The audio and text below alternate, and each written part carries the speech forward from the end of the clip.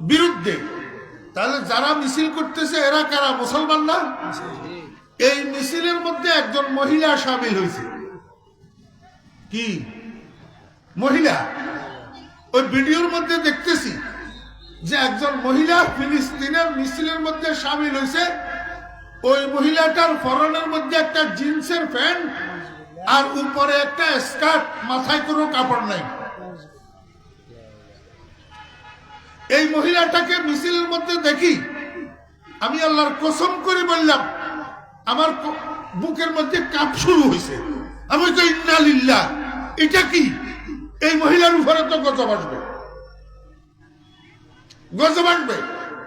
কারণ আমার আফসোস, আমি মনে বলতেছি ও মা, তুমি তো মুসলমান, তুমি তো ফিলিস্তিনি, তুমি তো মুসলমানের পক্ষে মিছিলে অংশগ্রহণ করছো, কিন্তু যেই ড্রেস নিয়ে তুমি নামছো রাস্তায়, যেই পোশাক নিয়ে তুমি রাস্তায় নামলা, এই পোশাকটা তো তোমার দুশ্মনদের পোশাক। মিছিল করতেছ ইহুদিদের বিরুদ্ধে, কিন্তু তোমার মাথার তালু থেকে পায়ের তালু পর্যন্ত ইহুদির নিদর্শন।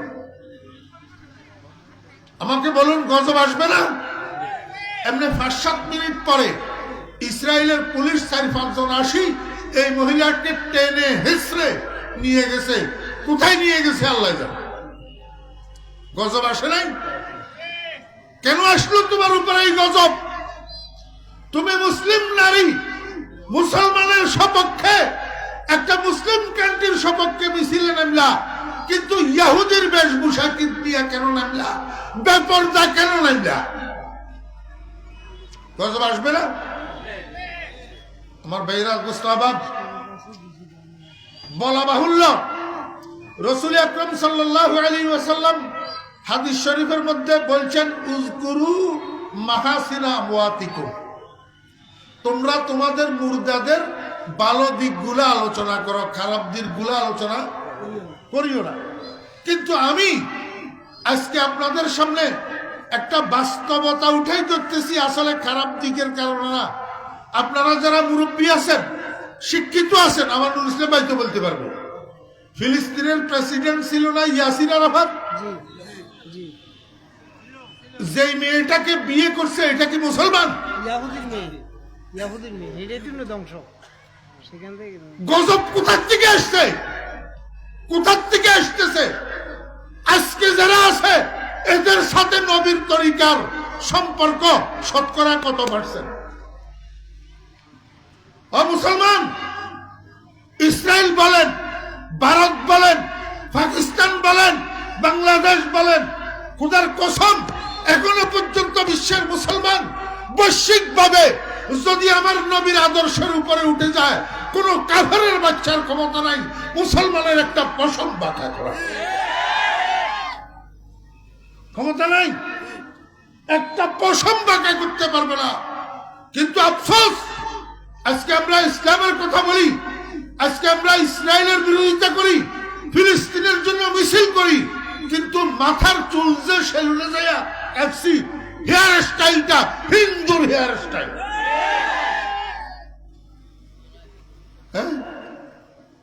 মুসলমান লজ্জা লাগে না তোর?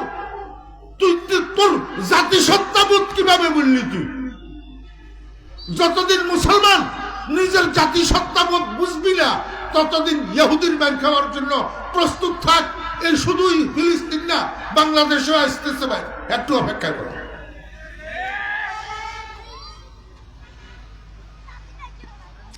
আমি আপনাদেরকে ইহুদির একটু পরিচয় করে দিই। ইহুদি কে? ইহুদি বনি ইসরায়েলের একটা গোত্র, বনি ইসরায়েলের একটা গোত্র। বনি ইসরায়েলকে, বনি অর্থ আওলাদ, বংশধর। বনি আদম অর্থ কি? আদমের বংশধর, আদমের আওলাদ। তো বনি ইসরায়েল অর্থ কি? ইসরায়েলের বংশধর, ইসরায়েলের আওলাদ। আজকে ইসরায়েল নামে যেই রাষ্ট্রটা গঠিত হয়েছে, এই ইসরায়েল আমাদের একজন নবীর নাম। কার নাম বলুন তো? কোন নবীর নাম? হযরত ইয়াকুব আলাইহিস ইসলামের নাম। হযরত ইয়াকুব আলাইহিস ইসলামের হিব্রু ভাষার নাম হলো ইসরাইল। ইসরাইল শব্দের আরবি অনুবাদ হলো আব্দুল্লাহ। ইমাম বুখারী রাহমাতুল্লাহ আলাইহি বুখারী শরীফের মধ্যে লিখছেন, জাবরুন ওয়া মিকুন ওয়া সারাফুন আব্দুন ওয়া ইলুন আল্লাহ। এই হিব্রু ভাষার শব্দগুলা, জাবরুন শব্দের অর্থ আব্দুন, মিকুন শব্দের অর্থ আব্দুন, সারাফুন শব্দের অর্থ আব্দুন, ইসরাউন শব্দের অর্থ আব্দুন, এগুলার সাথে যুক্ত হয়েছে শব্দ ইল। ইল অর্থ আল্লাহ। তাহলে জিব্রাইল মানিও আব্দুল্লাহ, মিকাইল মানিও আব্দুল্লাহ, ইসরাফিল মানিও আব্দুল্লাহ, ইসরাইল মানিও আব্দুল্লাহ। এটা হযরত ইয়াকুব আলাইহিস সালামের হিব্রু ভাষার নাম। হযরত ইয়াকুব আলাইহিস সালামের আওলাদ বনি ইসরাইল। এই বনি ইসরাইলরা মোটামুটি ভাবে দুই ভাগে বিভক্ত হয়েছে। এক ভাগ হযরত মুসা আলাইহিস সালামের উম্মত, আর এক ভাগ হযরত ঈসা আলাইহিস সালামের উম্মত। হযরত মুসা আলাইহিস সালামের উম্মতের নাম হলো ইহুদি, আর ঈসা আলাইহিস সালামের উম্মতের নাম হলো নাসারা, যাদেরকে আমরা এখন খ্রিস্টান নামে চিনি। কোরআন শরীফের মধ্যে আল্লাহ পাক এই দুই দলকে আল্লাহ পাক মার্কিং করছেন। এক দলকে মার্কিং করছে আল মাগদুবি আলাইহিম দিয়া, আরেক দলকে মার্কিং করছেন ওয়ালাদ দাল্লিন দিয়া। আল মাগদুবি আলাইহিম মানে ইহুদি, আর দাল্লিন মানে নাসারা। আমার যদি ভুল হয়, হযরত উলামায়ে কেরাম আমার পাশে বসা আছেন, আপনারা দেখতেছেন। এখানে যদিও আমরা তরিকা হয়তো ভিন্ন, কেউ কওমি কেউ সরকারি, কিন্তু আলেম, বড় আলেম তো দুটো দিকে আছে। আমার ভুল হইলে আমাকে শুধরাই দিবে, মানুষের ভুল হইতেই তো পারে। আল মাগদুবি আলাইহিম অর্থ কি আমি একটু বলি, আপনারা শুনেন। আল মাগদুবি আলাইহিম, আল মাগদুব ইসমে মফুল, বুঝলাম ভাই, রাখেন। আল মাগদুব ইসমে মফুল, এটার মাদ্দা কি? গাইন দোয়াত বা গজব। গজব, গাইন দোয়াত মাদ্দা কি? গজব। আমরা দেশে একজনের উপরে একজনের মনে কষ্ট আসলে বলে না তোর উপরে আল্লাহর গজব পড়ুক, বলে না? এই গজব থেকে মাগদুব, গজব থেকে কি? মাগদুব। তাহলে আল মাগদুবি আলাইহিম অর্থ কি? ওই সমস্ত মানুষ যাদের উপরে আল্লাহর গজব পড়ছে। যাদের উপরে আল্লাহর কি পড়ছে? সোজা তরজমা। অন্য কোন সর্বসাধারণ মানুষ বুঝবে না, এই অনুবাদের আমার দরকার নেই। আমার গজব শব্দ মানুষে বুঝে তো। তাহলে আল মাগদুবি আলাইহিম মানে কি? যাদের উপরে আল্লাহর গজব পড়ছে। যখন সূরা ফাতিহা নাযিল হইছে, সাহাবীরা রাসূল আকরাম সাল্লাল্লাহু আলাইহি ওয়াসাল্লামের জিজ্ঞাসা করে, ইয়া রাসূলুল্লাহ মানিল মাগদুবি আলাইহিম, আল্লাহর গজব পড়ছে যে মানুষ, এগুলা কারা? রাসূল আকরাম সাল্লাল্লাহু আলাইহি ওয়াসাল্লাম বলেন, হুমুল ইয়াহুদ। হুমুল ইয়াহুদ। এ আল্লাহর গজব পড়ছে ইহুদিদের উপর। কাদের উপর? ইহুদ। কেন ইহুদিদের উপরে আল্লাহর গজব কেন পড়লো? এক নম্বর, ইহুদিরা বেয়াদব। দুই নম্বর, ইহুদিরা মিথ্যুক। তিন নম্বর, ইহুদিরা খুনি। চার নম্বর, ইহুদিরা ষড়যন্ত্রবাজ। পাঁচ নম্বর, ইহুদিরা অন্যায় করি, এই অন্যায় অস্বীকার করি, অন্যায়ের দায় দায়িত্ব অন্যের গায়ে চাপাইয়া দেওয়ার ওস্তাদ। এই কারণে ইহুদিদের উপরে আল্লাহর গজব পড়ছে। ইহুদিদের উপরে আল্লাহর কি পড়ছে? হযরত মুসা আলাইহিস সালামের যুগের বনি ইসরাইল যেগুলা, এগুলার মধ্যে দুইটা গোত্র আছিল। বনি ইসরাইলের মধ্যে কয় গোত্র আছিল? দুইটা গোত্র। এক গোত্রের মধ্যে একটা যুবক আছিল, যুবক। এই যুবকটার নাম ছিল আমিল। কি নাম? আমিল। এই ছেলেটা অবিবাহিত ছিল, আব্বা আম্মা আগেই মারা গেছে।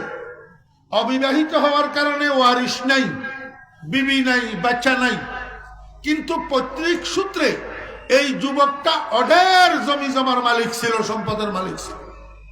তার নিকটতম আত্মীয় বলতে কতগুলা চাচাতো ভাই ছিল, আবনাউল আম। আবনাউল আম, চাচাতো ভাই। এই চাচাতো ভাইগুলা ছিল লুবি প্রকৃতির। কি প্রকৃতির? লুবি প্রকৃতির। বুঝে থাকলে বলুন তো, লোভী প্রকৃতির চাচাতো ভাই এগুলা কোন গোত্রের মানুষ? বনি ইসরায়েলের না? বনি ইসরায়েলের গোত্রের না? তো বনি ইসরায়েলেরা কারা? ইয়াহুদিরা, মুসা আলাইহিস সালামের উম্মত ইয়াহুদিরা। তাহলে এই ইয়াহুদির গোষ্ঠী তখনও লোভী, মধ্যম যুগ মুহাম্মদ রাসূলুল্লাহ সাল্লাল্লাহু আলাইহি ওয়াসাল্লামের যুগেও লোভী, বর্তমান যুগেও লোভী। বর্তমান যুগেও কি লোভী? এই চাচাতো ভাইগুলা লোভী প্রকৃতির মানুষ ছিল।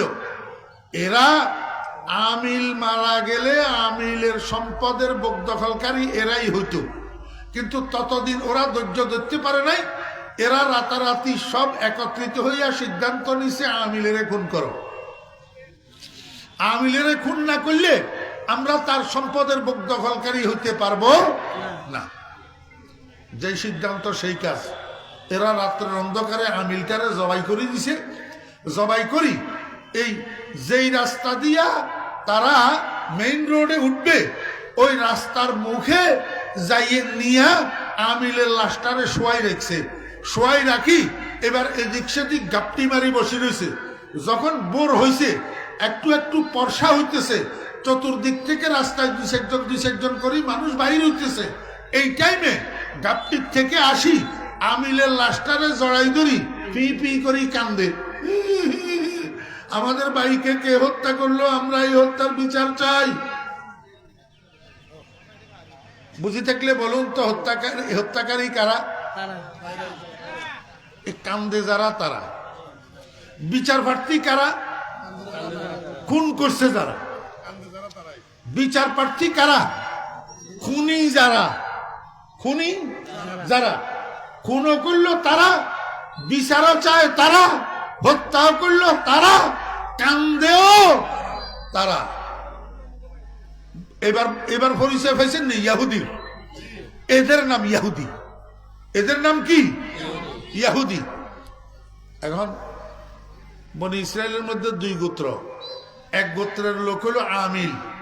এখন আমিলের গোত্রের মানুষেরা তো বিচারে চাইতেছে, কাঁদতেছে। তাহলে তারা হত্যার দায় স্বীকার করলো না।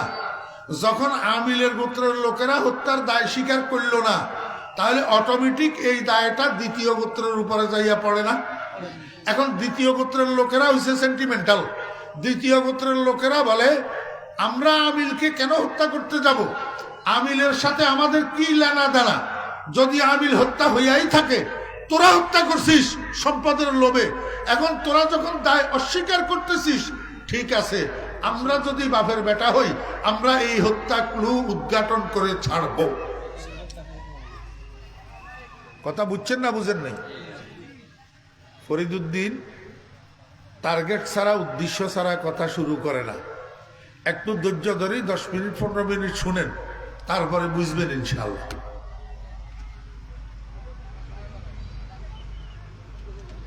আমরা যদি বাপের বেটা হইয়া থাকি, আমরা এই হত্যা রহস্য উদ্ঘাটন করে ছাড়বো।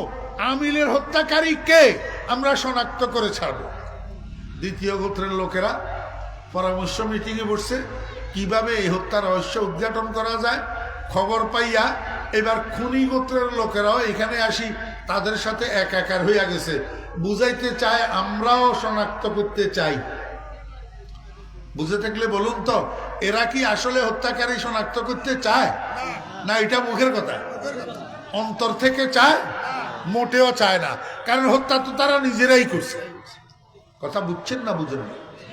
আমার ভাইয়েরা, দোস্ত আহবাব, যখন আলোচনা হইতেছে দোনো গোত্র একসাথে হত্যাকারী শনাক্ত করবে, মাঝখান থেকে এক বেয়াদব দাঁড়াইছে। বেয়াদব সব যুগে, সব জায়গায়, সব মহল্লায়, সব সমাজে, সব ইউনিয়নে দুই একটা বেয়াদব থাকেই থাকে না? আপনাদের এখানে নেই? সব জায়গায় একটা দুইটা বেয়াদব থাকে। বেয়াদব একটা মাঝখানে দাঁড়াইয়া কয়, এই এত কথা কিসের কও? হ্যাঁ, আমাদের মধ্যে মুসা আছে না? মুসা, মুসা মানে বুঝছেন? হযরত মুসা আলাইহিস সালাম নবী। আমাদের মধ্যে মুসা আছে না? হাতে কি মুসা আলাইহিস সালামের নাম সুন্দর করে নেননি? মুসা বেয়াদবি একবার আলেম ওলামার নাম সুন্দর করে নেনি? এত মোল্লা ছাড়া, জঙ্গি ছাড়া, মৌলবাদী ছাড়া কোথায় কয়? বেয়াদব আমাদের মধ্যে মুসা আছে না, মুসা তো দাবি করে, মুসা বলে নবী। যদি মুসা নবী হইয়া থাকে তাহলে মুসা আমিলকে কে হত্যা করছে সেটা বলতে পারবে। সবাই চলা মুসার কাছে যাই। যেই কথা সেই কাজ। দোনো গোত্র বনি ইসরায়েল একসাথে হইয়া গেছে হযরত মুসা আলাইহিস সালামের কাছে। যাইয়া কয়, এই মুসা, কি কয়, এই মুসা বেয়াদব তো তুমি না বলে নবী? মুসা আলাইহিস সালাম কয়, অবশ্যই আমি নবীজি, এর মধ্যে কি সন্দেহ আছে নাকি?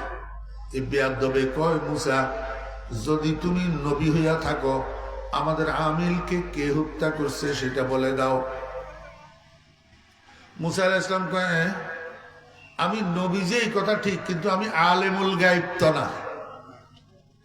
আমি আলেমুল গায়ব না। আলেমুল গায়ব তো একজন। আলেমুল গায়ব কে? আল্লাহ। আমি নবীজি এই কথা ঠিক, কিন্তু আমি আলেমুল গায়ব না। আমি আমিলকে কে হত্যা করছে কেমনে বলবো? ও ভাই, বনি ইসরায়েল তো বদের বদ, বদের বদ, কিন্তু এই কথাটা বুঝতে তাদের কষ্ট হয় নাই যে আল্লাহ ছাড়া আর কেউ আলেমুল গায়েব নেই। এই কথাটা বুঝতে তাদের দেরি। আমার বেয়েরা দোস্ত বাব, বিয়াদ্দাবিটা কয়, মুসা বুঝলাম তুমি আলেমুল গায়েব না, কিন্তু যদি তুমি নবী হইয়া থাকো তোমার রবের সাথে তো তোমার হট কোপারেশন আছে। তোমার রবের জিজ্ঞাসা করো, আমিলের হত্যাকারী জেনে নাও, জেনে তুমি আমাদেরকে জানাও। এতটুকু যদি করতে না পারো তাহলে তোমার খবর আছে। দিলনি ধমক। মুসা আলাইহিস সালাম, আমার বেয়েরা দোস্ত বাব, সঙ্গে সঙ্গে মাথা নিচু করে দিছে, নিচের দিকে মাথা নিচু করে দিছে, মোরাকাবায় বসছে। মোরাকাবা, নজর বরগাই বেবুদাশে ইন্তেজারে, নজর বরগাই বেবুদাশে ইন্তেজারে, জবাবে ও না নাই গুফতো না আরে। কোনো কথা কয় না, মোরাকাবায় বসছে। এই মোরাকাবার মধ্যে রব্বুল আলামিনের কয়, রব্বুল আলামিন বনি ইসরায়েল তো আমার তুলা পরীক্ষায় ফেলছে। এখন যদি আমি আমিলের হত্যাকারীর নাম না বলতে পারি তাহলে তারা আমার উপরে চড়াও হবে, কারণ তারা কথা যেটা বলতেছে এটা তো লিগ্যাল। আমি যদি নবী হই আপনার সাথে আমার কপারেশন আছে, দয়া করি আমাকে আমিলের হত্যাকারীর নামটা জানাইয়া দেন। আল্লাহ পাক রব্বুল আলামিন কয়, ও আমার কালিম, বনি ইসরায়েলের আপনি চেনেন না, এরা কত বদের বদ, আমি আপনাকে জানাইয়া দেব, আপনি তাদেরকে জানাইয়া দিবেন, কিন্তু তারা এটা মানবে না। যারা হত্যা করে নাই তারা মানবে, কিন্তু হত্যাকারী গোত্র এটা কসমিন কালেও স্বীকার করবে না, তারা মানবে না। অতএব এটা কিন্তু সমস্যার সমাধান না। রব্বুল আলামিন তাহলে কি করব? আপনি তাদেরকে জিজ্ঞাসা করেন, আপনি যেই সিদ্ধান্ত দিবেন সেটা তারা মানবে কিনা। মুসা আলাইহিস সালাম দোনো গোত্র বনি ইসরায়েলের ডাকি জিজ্ঞাসা করলো, তোমরা যেভাবে চাইতেছো সেভাবে হবে না, আমার রব একটা ফর্মুলা দিবে, সেই ফর্মুলা তোমরা মানবা কিনা। এখন দোনো গোত্র বনি ইসরায়েল একসাথে হইয়া কয়, অন্ধের দুই চোখের দরকার, যেই ফর্মুলা দিবে তোমার রব আমরা সেই ফর্মুলা মানবো। আল্লাহ পাক রব্বুল আলামিন কয়, মুসা তাহলে এদেরকে বলেন একটা গরু জবাই করতে। এদেরকে বলেন একটা কি করতে? গরু জবাই করতে। এখন আল্লাহর পক্ষ থেকে নির্দেশ পাইয়া হযরত মুসা আলাইহিস সালাম বনি ইসরাইলের ডাকছে। ডাকি কি কয়? ওয়াইযা ক্বালা মুসা লিকাওমিহি ইন্নাল্লাহা ইয়া'মুরুকুম আন তাযবাহু বাকারা। এই তাফসীর মাহফিল না? ওয়াইযা ক্বালা মুসা লিকাওমিহি ইন্নাল্লাহা ইয়া'মুরুকুম আন তাযবাহু বাকারা। হযরত মুসা আলাইহিস সালাম যখন বনি ইসরাইলের ডাকি বললেন, ও বনি ইসরাইল, আমার আল্লাহর নির্দেশ তোমরা একটা গরু জবাই করো। ওমা আমার ভাইয়েরা দোস্তাবা, বনি ইসরাইল হযরত মুসা আলাইহিস সালামের মাধ্যমে আল্লাহ পাকের আদেশ পালন করা তো দূরের কথা, উল্টা মুসা আলাইহিস সালামের উল্টা কি কয়? কালা, যখন মুসা আলাইহিস সালাম বললেন ইন্নাল্লাহা ইয়া'মুরুকুম আন তাযবাহু বাকারা, ক্বালু আতাত্তাখিযুনা হুজুয়া। ও মুসা, মানুষ তো একটা অলরেডি মার্ডার হইল, আবার গরু একটা মার্ডার করতে করতেছ, এই ডবল মার্ডারে কি লাভ হইব? আমাদেরকে তুমি ঠাট্টার পাত্র ভাইলা নাকি? মস্কারি করতেছ? জি মনে কষ্ট নিবেন না দোস্ত আহবাব, বর্তমান যুগে আমাদের অবস্থা কি তাই না? আমরা ইমাম সাহেব হুজুর, খতিব সাহেব হুজুর, এলাকার আলেম সাহেব হুজুর আমাদেরকে ইসলামের কোনো কথা যদি বলে, আমাদের সুবিধা মতো স্বার্থ মতো যদি হয় তাহলে হুজুর ভালো, স্বার্থের বাহিরে এক কদম যদি যায় তাহলে হুজুর আর ভালো না। এই সমালোচনা শুরু হয়ে যায়। স্বার্থের বাহিরে, নিজের সুবিধার বাহিরে, নিজের দলের সুবিধার বাইরে, নিজের মার্কার সুবিধার বাইরে, নিজের নেতার কথার বাইরে একটা কথা যদি হুজুরের যায় তখন আর হুজুর ভালো থাকে না। জি আমার ভাইয়েরা, দোস্ত আহবাব, আরে ব্যালেন্সের রাজনীতি চলতেছে, ব্যালেন্সের রাজনীতি। ব্যালেন্স না হইলে চামড়াও থাকে না।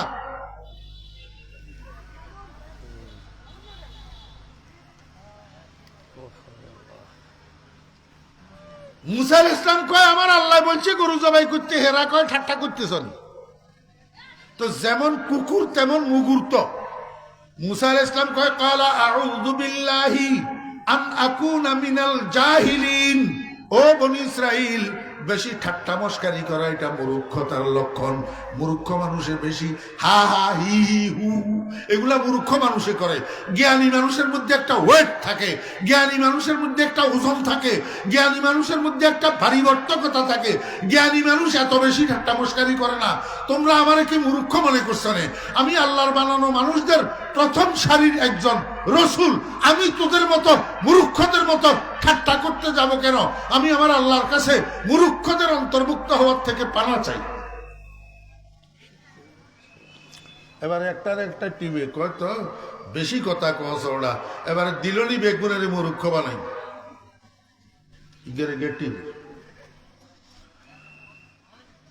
এবার কম মুসা, আচ্ছা ঠিক আছে বুঝছি, মস্কারি না, তুমি সিরিয়াসলি করতেছ গরু জবাই করার জন্য। গরু আমরা জবাই করবো, কিন্তু তোমার রবের একটু জিজ্ঞাসা করো না। গরু তো অনেক রকমের, অনেক বয়সের গরু আছে। তো তুমি আমাদেরকে যেই গরু জবাই করতেছ এটা কোন বয়সের গরু? ক্বালু দু'উ লানা রাব্বাকা ইউবাজ্জিল লানা মা হি।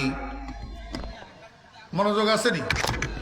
হ্যাঁ, এই শুনেন, ভগল যুগে লাগতো না, হিয়া লাগতো না, থুই দিন।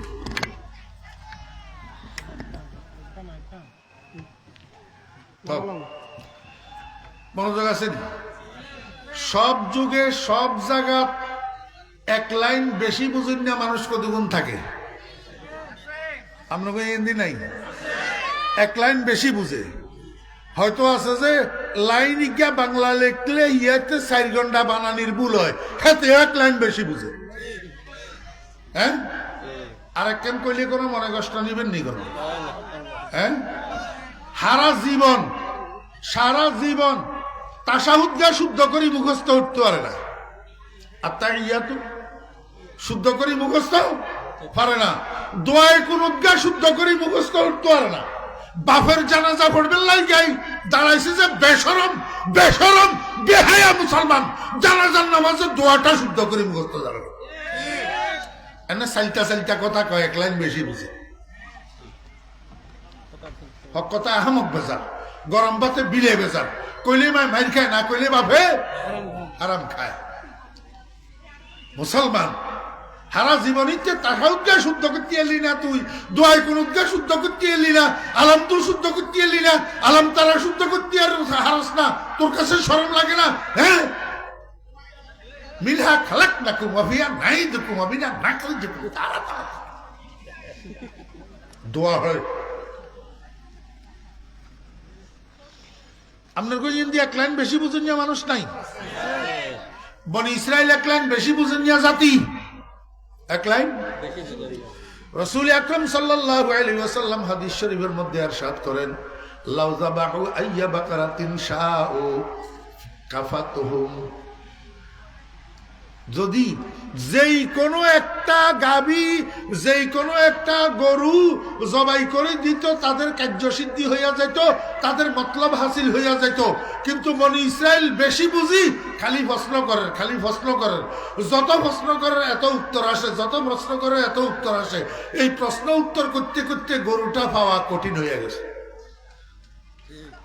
কথা বুঝছেন না বুঝেন নাই? এই জন্য হুজুর গুলোকে বেশি খটখটাইবেন না, বেশি যত খটখটাইবেন তত খালি হেসে উঠবেন।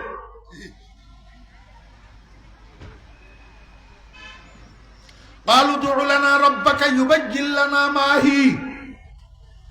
লম্বা ঘটনা, এর দূর করার দরকার নেই, কুইতেন সামনে যাইয়ে এবারে আইয়েন। শেষ পর্যন্ত গরু এটা রং কেরকম হইব, হিয়ার ধরন কেরকম হইব, প্রশ্ন করি করি আল্লাহ তুন উত্তর গেল লইছে, লই আবার গরু তোয়াই হয় না। যাই হোক, গরু একটা শেষ পর্যন্ত আল্লাহ আসমানের তুন ফেরেশতা পাঠাই, তো গরু হিটা আল্লাহ পাক দেখাই দিছে, তো গরু হিটা পাইছে। এখন জবাই করবেন লাগেছে, এটা জবাই করবেন রাজি নেই, জবাই করবেন রাজি নাই। এক গোত্র রাজি আছে, আরেক গোত্র রাজি নাই।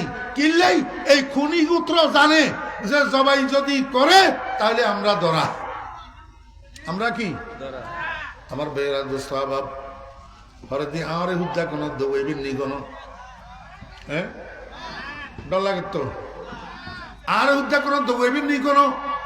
আমার ভাইরা, আমাদের বাংলাদেশে বর্তমানে মানুষ কতগুলো আছে ইসলামী মার্কায় ভোট দেওয়ার নামও হুন্তু আরে না,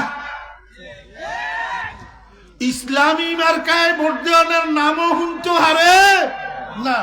কিল্লাই ইসলামী মার্কাতে ভোট দিলে হাতের চুরি, চাটামি, ডাকাতি, বাটপারি, দুর্নীতি যত কিছু আছে ব্যাগেন ফাঁস হয়ে যাব আর বন্ধ হয়ে যাব। এই জন্য হাতে এলে সিয়ন সিয়ন কথা কয়, কিন্তু ভোটের বেলায় আইলে ইসলামের বাক্সাত ভোট দেওয়ার হাতে পছন্দ করে না। ধরা খাই যাব তো, কি হয়ে যাব, ধরা খাই যাব। অনকা গরু জবাইয়ের ব্যাপারে আইসি আর ওই খুনি গোত্র আর রাজি হয় না। দেখছেন নি তামাশা? আল্লাহু আকবার। কিল্লে রাজি হয় না, কেন রাজি হয় না? মানে হে গুণে যে খুন করছে এটারে গোপন রাখবো, এটারে কি রাখবো, গোপন রাখবো। আল্লাহ কয় ওয়াইজা কাতালতুম নাফসান ফাদদারাতুম ফিহা ওয়াল্লাহু মুখরিজুম মা কুনতুম তাকতুমুন। ও বনি ইসরাইল, তোমরা যখন কোনো একটা জীবকে হত্যা করো, কোনো একটা মানুষকে হত্যা করো এবং এই হত্যা নিয়ে আর টাল বাহানা করো, এতে কয় হেতে করছে, হেতে কয় এতে করছে, হেতে কয় আই করিনো, এতে কয় আই করিনো। আল্লাহ কয় আল্লাহু মুখরিজুম মা কুনতুম তাকতুমুন। আরে পাগলাইয়া দল, একদিন না একদিন ফাঁস হয়ে যাইব, তুই কি ইজ্জত ওই বলি না হইতো না, অতীতে ইচ্ছা হয়েছে না হইল। আর দুনিয়াতে ওই যার, দুনিয়াতে কি প্রকাশ ওই যার। আর যদি দুনিয়াতে প্রকাশ নাও হয়, কিয়ামতের ময়দানে কোন গোপন গোপন থাকবো নি। রোজে মাহশর হর নেহা পয়দা শাওয়াত, रोज़े महशर हर नेहा पैदा शवाद मुजरे मारा इल्लत इल्लत शवाद। ও খুনির দল, ও লুটেরার দল, ও দুর্নীতিবাজের দল, ও নারী দর্শনকারীর দল, ও ডাকাতের দল, ও দেশের সম্পদ সুইস ব্যাংকে নিয়ে টাকার পাহাড় গড়নেওয়ালারা, মনে রাখিস দুনিয়াতে কোন রকমের যদিও বাঁচি যাবি, কিয়ামতের ময়দানে বাঁচতে পারবি না। বাঁচতে আমি একটা কথা আপনাদেরকে বুঝানোর জন্য এখানে নিয়ে আসছিলাম। সেই কথাটা হলো যে বনি ইসরাইল এদের সূচনা লগ্ন থেকে অদ্যাবধি পর্যন্ত এদের চিরাচরিত দুইটা অভ্যাস। একটা অভ্যাস হলো মিথ্যা কথা বলা, আর একটা হলো মানুষ খুন করা, আর একটা হলো কি আমার বেরা দোস্ত বাবা, কোরআন শরীফ সাক্ষী এদের সূচনার যুগ মুসা আলাইহিস সালামের যুগ। এই যুগেও এরা খুনি, এই যুগেও এরা কি খুনি। মধ্যবর্তী যুগ মুহাম্মদুর রাসূলুল্লাহ সাল্লাল্লাহু আলাইহি ওয়াসাল্লামের যুগ, এই যুগে এখন মিথ্যুক, এই যুগে এখন কি মিথ্যুক। আমার ভাইয়েরা, শেষ যুগ বর্তমান যুগ, এই যুগেও তারা খুনি, এই যুগেও তারা ফিলিস্তিনের মুসলমানদেরকে কচু কাটা করতেছে। এর পরেও নিজেদেরকে সভ্য হিসাবে দাবি করে, নিজেদের থিওরিকে সভ্যতার থিওরি হিসাবে দাবি করে। এই গণতন্ত্র, এই আল্লাহু আকবার, এই গণতন্ত্রকে সভ্যতার তন্ত্র হিসাবে দাবি করে। কিন্তু মুসলমানের বাচ্চারা বুঝে না, একদিকে মাইর খায় আর একদিকে গণতন্ত্রের গোলামি করে। জি, চোখে আঙ্গুল দিয়া বুঝাই দিলে এরপরেও যদি না বুঝে মুসলমান, এরপরেও যদি মুসলমান আল্লাহর হুকুম না মানে, এরপরেও যদি মুসলমান রাসূল আকরাম সাল্লাল্লাহু আলাইহি ওয়াসাল্লামের আদর্শের উপরে না উঠে, আমরা তো আপনারে কই না আপনি রাজনীতি করিয়েন না, আমরা তো আপনারে কই না আপনি দল করিয়েন না, আমরা তো আপনারে কই না আপনি স্কুল কলেজ ইউনিভার্সিটিতে পড়িয়েন না, আমরা তো আপনারে বলি না আপনি ব্যবসা বাণিজ্য করিয়েন না। আমরা আপনাকে বলি আপনি যেই শিক্ষায় শিক্ষিত হন, আপনি যেই প্রফেশনে নিয়োজিত থাকুন, আপনি যেই দলের রাজনীতি করুন, কিন্তু মুহাম্মদুর রাসূলুল্লাহ সাল্লাল্লাহু আলাইহি ওয়াসাল্লামের আদর্শের উপর উঠুন। দেখবেন গোটা পৃথিবীর কোন পরাশক্তি কোন মুসলমানের পশম একটা বাঁকা করতে পারবে না।